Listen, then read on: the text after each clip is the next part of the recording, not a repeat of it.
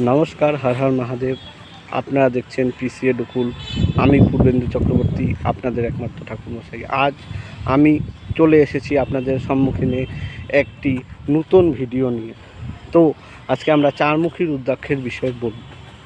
তো এই চারমুখী রুদ্রাক্ষ কিন্তু প্রথমেই বলে দিচ্ছি, এটা ব্রহ্মা স্বরূপ এবং স্বরূপ।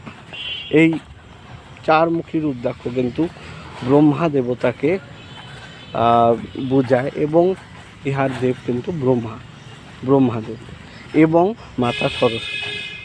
তো এই চারমুখী রুদ্রাক্ষ কারা করতে পারে?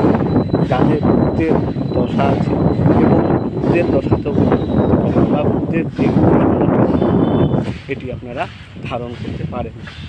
এই চারমুখী রুদ্রাক্ষ আবারও চারটি জীবনের স্টেজ কিন্তু বোঝায়, যেরকম ব্রহ্মচার্য, গৃহস্থী, বানপ্রস্থ এবং সন্ন্যাস।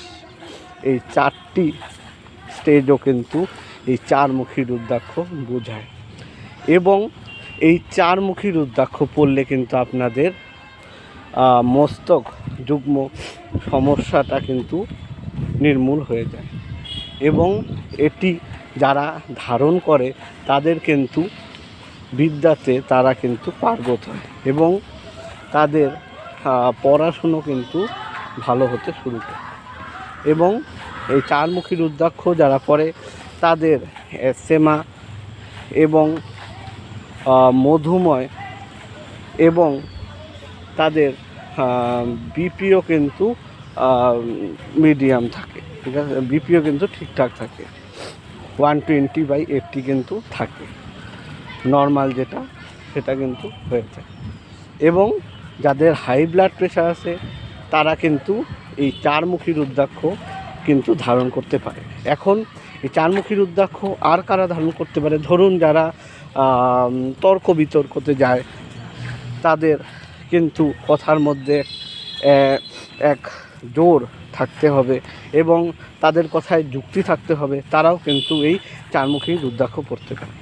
এই চারমুখী রুদ্রাক্ষ যারা পড়বে তাদের কণ্ঠে এবং জিহ্বাতে কিন্তু মাতা সরস্বতী এবং ব্রহ্মাদেব কিন্তু বিরাজে।